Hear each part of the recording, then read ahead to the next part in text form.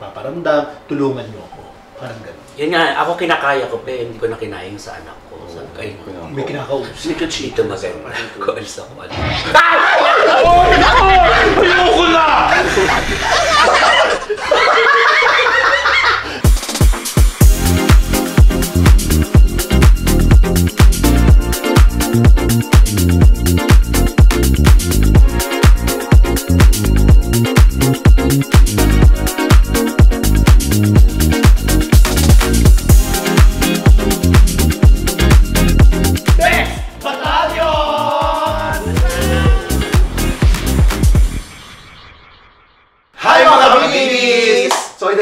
Ito wala na itong prank. Hindi na to prank. Totoo na to. Serious, ano na to, ghost stories na to. Okay. Serious sharing na ng ghost stories. Mga horror stories, kung ano man. Papatayin ko na. Oo, sige. Oo. Sabi ko na nga po yung mga, tinignan ko pa yung cellphone nila Oo, kanina. sinip siya ng sinip sa akin kanina. Kasi baka may plano eh. Oo, ko wala. Patugtog eh. Itutuloy na natin. Ito, seryosong ghost stories na to. Okay. Sa kwentong kababalagan na to. Oo.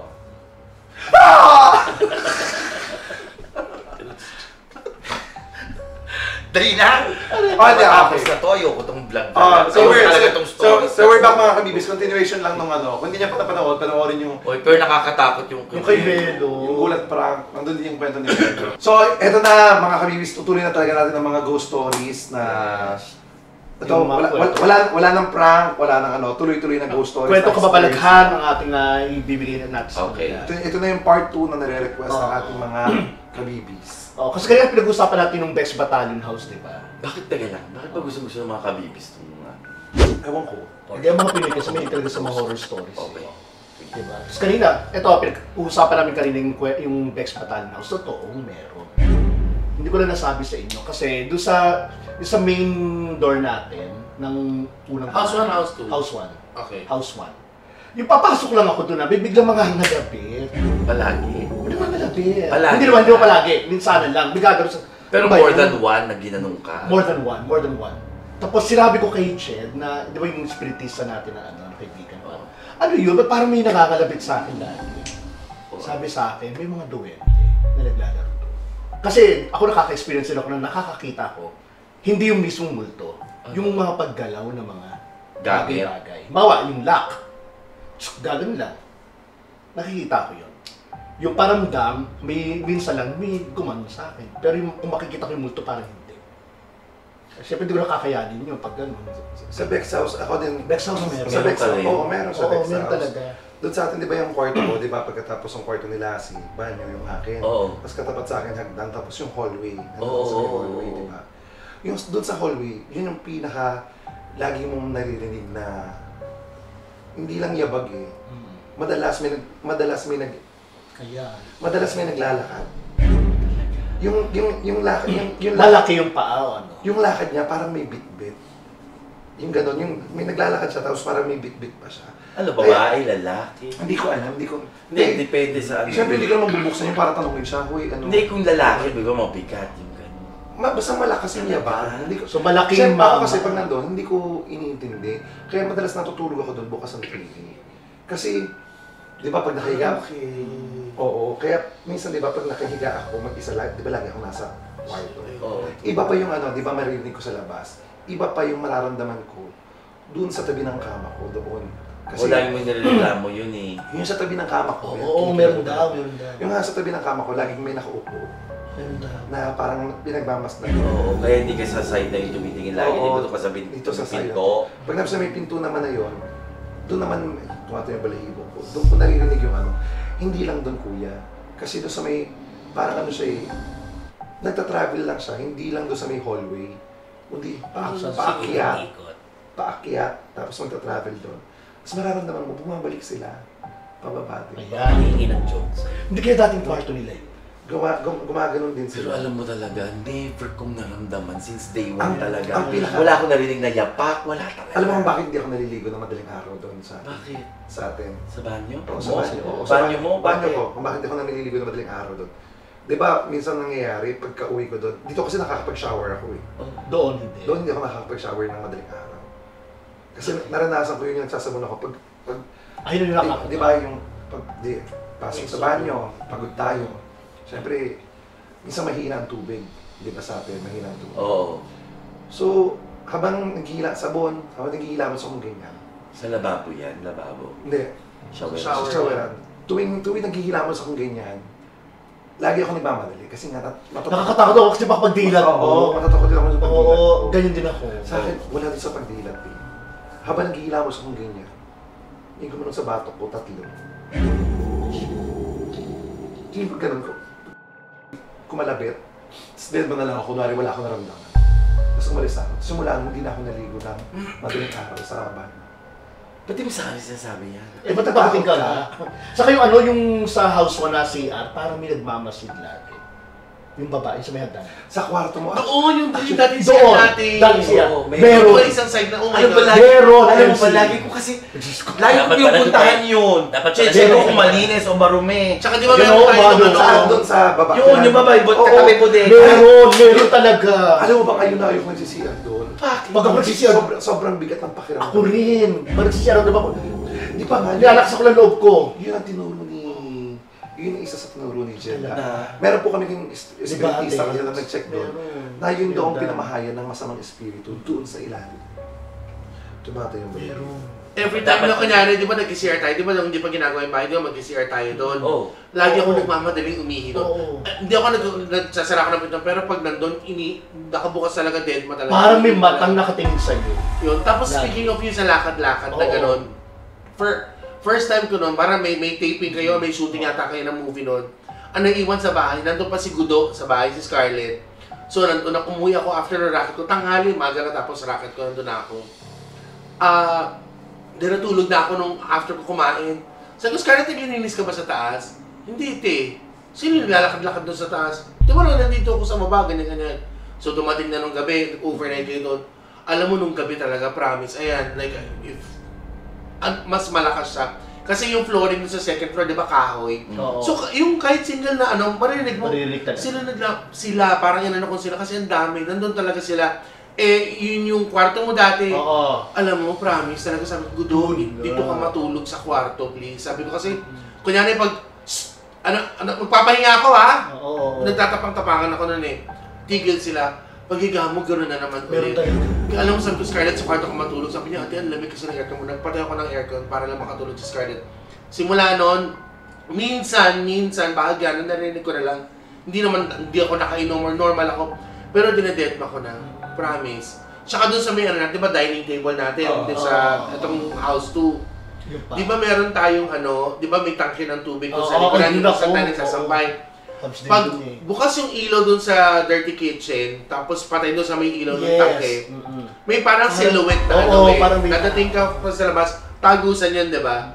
So makikita mo lang talaga, may figure na, Oo, yun nga. na oh my gosh, na malaki na tao na. Tapos, naalala ko noon, sinabihan ako nung nagpagamot ako ng dati, di ba, lahat-lahat pinagawa ko. Meron akong big black friend lagi na nasa akin na hindi naman niya ako sinasaktan, actually parang guard. Lagi mo siyang kasama. So parang inisip ko yun na lang yun. Oo. Promise. Di talaga yung tunog dun sa taas, lagi yan. Tapos yung toilet natin doon sa gilid. Eto pa, may isa pang ano, nag-vlog tayo yung kitchen natin nun, maliit pa yung sama-sama tayo. Oo. Di ba nakuha na ng video? Oo, nasabi niya. Nakuha na ng video, may kamay.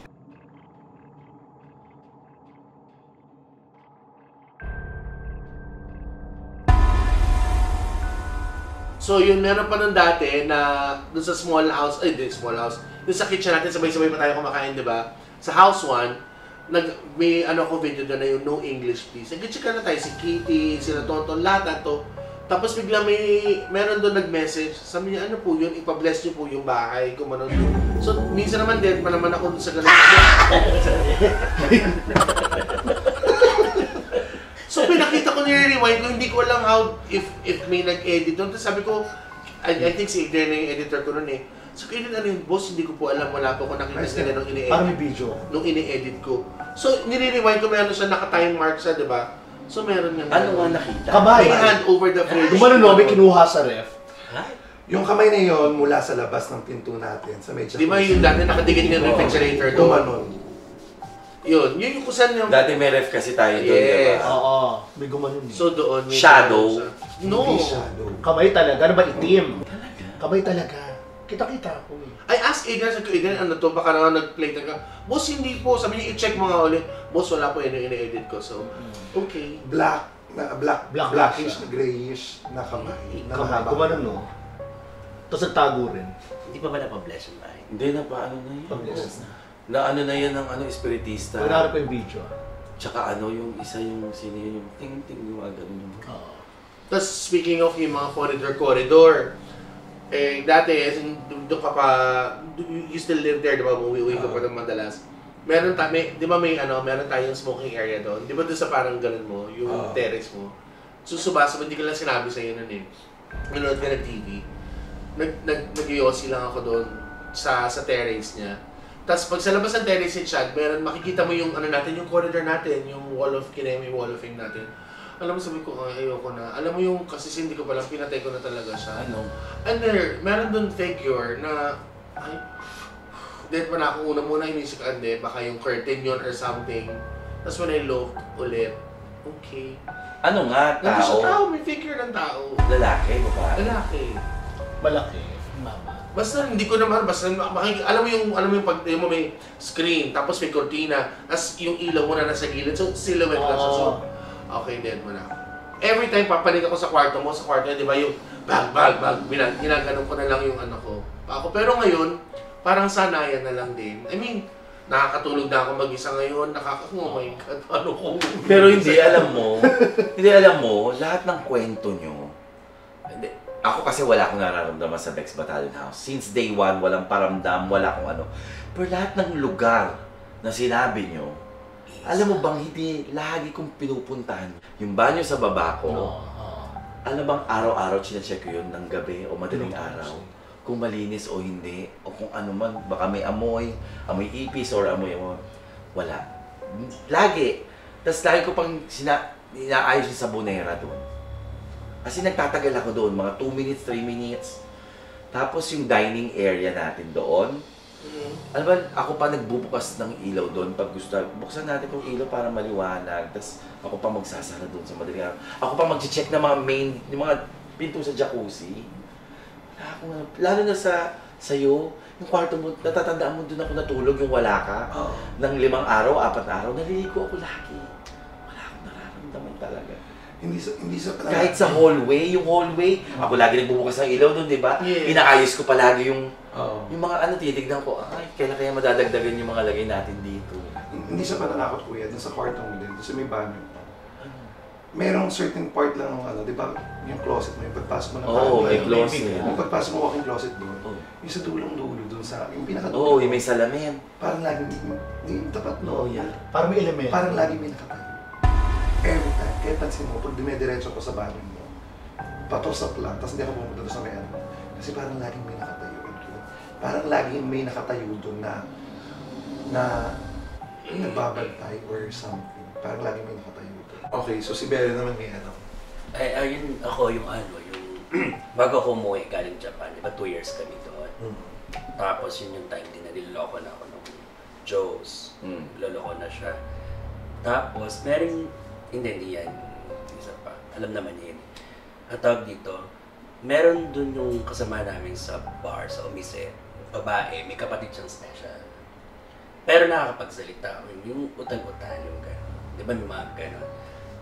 Nagkita kami dun sa birthday ng bata kasi matin kami. Tinawag ako nung babae. Sabi, gusto ko daw kausapin ng kapatid ko. Sabi ko, sino siya? Tapos nung lumapit ako, hindi pa matatawa pa nga sana ako nang parang pinagtitripan ako kasi gano'n siya magsalita. Sabi niya gano'n. Sinawakan niya yung puso ko. Ganyan, uwi ka na. Warak ka na. Gano'n ko. Bakit? So parang kinikilibutan ako sa huwag naman sana. Baka may nategi, gano'n. Sabi ko, magkukwento ka ba? Sabi ko, oo. Sabi niya gano'n. Parang niloloko na nga daw ako ng isa. Nakita daw niya, sayang lang pagod mo. Kasi super padala ang bakla, di ba? So yun na, tapos doon ko kinaya, sabi niya gano'n. Ayan may lalaki sa likod mo na kaya ka pinauuwi ka na. nakaganon daw sa akin. Sino? Ano niya, maitim na matanda. Ang lolo ko. Ay. Nakayakap sila. Parang siguro kinocomfort ako ng lolo ko dahil ano nga ako nun devastated na nga yung feelings ko. Pero nakakaloka yung nakayakap siya sa'yo, pinapauwi ka na niya, uwi ka muna. Meron pa kayo? Ano nga siya? Ikaw, hindi ko na. Ano lang ako na, kasi di ba yun, Natakot ako sa iyo. ikaw, meron. Sa Cebu, 22nd Street Cebu, yung comedy bar namin dati. Meron. Oo, malaking kwarto namin doon, kanya-kanya kaming kama. So, nag-aayos na ako ng gamit doon, kadalating na namin. Mag-isa lang ako sa kwarto. Yung cabinet, yung nakabukas na gano'n, tapos dahan-dahan siya mga ganyan. Ay, Edgy, tigilan mo akong tinatakot ha. Dead ma. Ibahay ako. Mamaya pumasok si Ayechi. Bakla ka pinag-playtime mo. Ti, wala ka, mapasok ko lang ngayon. Sabay kami dumating noon. Ayos din kami ng gamit. Gumanon bumukas ulit yung cabinet. Tapos tigil na kami ni Ayechi. Tapos alam mo yung parang, dead ma. Mamaya ayos kami. Dahil alam mo yung di namin alam kung paano kami nakatakbo pa palabas nung kwarto talaga. Promise. As in yung, puta! Labas kaming ganon. So first yon. Second naman namin, ako lang pala nun. After ng weekend, iniinom sila ganyan-ganyan. Ako naiiwan madalas sa kwarto. Ang laki ng kwarto po namin doon. Parang 5 beds na kasya doon. Alam mo yung, kasi yung pintuan mo may, pag nakabukas ilaw sa hallway, makikita mo pag may tao, may lumalakad. So, makikita mo, so patulog na ako. That's around like 4:30 ng umaga. Tapos alam mo yung, sabi ko, ingin naman itong mga bagets na to. Alam mo yung, yung wall niya, plywood. So, alam mo yung mga naglalaro, may mga parang naglalaro ng mga chains, ganon-ganon. Gagano sa punyeta naman tumas ako. Iniisip ko, baka yung yung kasama ng mga ibang nakatira doon, ang mga anak na naman kaya naglalaro, mga bagets naglalaro. Ganon-ganon. Gising ako, sabi ko kay Ate Chai, nag-abantay, sabi, Ate Chai, ano oras dumating yung mga bagets? Sino mga bagets, Ate? Yung mga anak ni Mother. Ate, wala. Tayong dalawa na nandito, tsaka si Kuya Louie nandun sa kabilang bahay. Sabi ko, sino naglalaro ng mga bata nung wala, Ate. Masasanay ka din. Lagi naman may ganyan yan dyan. Kahit ako din eh. Alam mo yung parang, wala. Sabi niyo, mga ilang tayo, parang mga 4 na ba? Alam mo yung, makukulit, naglalaro doon sa corridor. So, sabi ko, putik siya. So, dead man na. Third naman namin, kami dalawa ni Ian Red. Bakit parang daming kami. Ian Red, nandun kami. Kasi yung bar na yon, siya comedy bar, tapos lakad ka ng, isang buong building siya, kitchen, and then isang ulit, staff house na namin yun, nandun yung bahay namin. So, si Ian Red, nakita niya, may inabot sa akin yung customer. So, dead ma, so, tago kong ganun-ganun. So, nagka-perform kami. Mamaya, siya naman daw, dahan-dahan siya. Sinusundan niya ako. Nakita niya ako from the stage, nandun ako sa kusina. Punta siya ng kusina, nandun ako sa staff house. So, niya, pupunta na ako sa kwarto para itatago yung hipsy ko, ganun-ganun. Pagpasok na ng kwarto, huli ka! Tapos dead man na siya. Huwag ka na magtago niya sa gilid ng kama. Ganyan-ganyan sa kama. Pagbukas siya ng cabinet, wala. So doon na siya kinabahan. Tapos nakikita niya, mapalapit na ako sa kanya. Tapos ako nagpupunta, magbibigay sa iyo yung gift. Kapapasok mo na ito. Gaga ka nandun ako sa Alam mo, takbo kaming dalawa doon sa sa dining room. Doppelganger. Doppelganger. Oo. So nakikita niya ako, like yung papunta ng ganun. Oo. Ayun, so... Na nakakatakot. Mga ganun.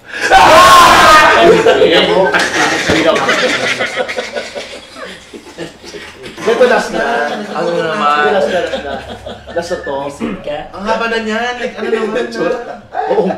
Ito last na. Nung mga bata kami, sa Hinubaan to nangyari. Hinubaan na. Ito Saan yung yan? part ng Visayas. Hinubaan. So, ang mga maliliit na bata, inaano ng mga aswang pala. Tinatatakan nila. Bawa, pag napatay na aswang, malalaman daw na aswang na hindi totoo yung bata. Pag dinaan daw sa bintana, bawa, namatay yung bata, tapos ginanong mo sa bintana at magiging puno siya ng yung katawan ng saging. Puno ng saging. Mga comedy yan. Hindi. Dito comedy bakla. Puno na sa... Hindi, di ba yung parang ginano tinabas lang, kasi magiging akala mo bata, pero hindi. So ganun pala sila, nagtatanim pala ang mga aswang ng mga buto dito. Saan? Dito. Bawa, kinuha niya yung bata, hindi pa kita papatayin, pero tataniman kita, pero babalikan kita. Ganun sila. Anong tinatanim? Yung buto, parang binhi. Okay. Tatandaan, kasi tinatandaan nila yung mga ganun. Pero pag oras na para patayin ng bata, at malalaman mo na inaswang yung bata, pag ginano mo sa bintana, itinawid mo sa bintana, magiging punong kahoy siya. Oo. Isa raw ako sa mga batang, parang sabi ng mama ko na parang naanuan daw ng buto. So, kasi inuwi kami sa probinsya ka. Wala nakakatakot. Ayaw siya ng saging. Iniisip, parang ang daming butong tinanim dyan. Wala nakakatakot yan, hayop. Hindi nga, kapain mo. Di ba minsan may mga ano ko rito? Kapain mo. Kuyo ko nga. Nataniman ka. Kapain mo. May kakaibang buto rito. Ba? Hindi, ganun yung... Kapain mo lang dito. Kapain mo, ito lang MC. Sige na, ayun o. Tinan mo. Kapain mo lang, ganunin mo lang. Baka mamaya makapanga ako. Kapain mo lang. Ano yung hindi kakainin ka ng aswang? Gaga, kapain mo lang. Wala na, din lumaki na nga ako. Kapain mo na.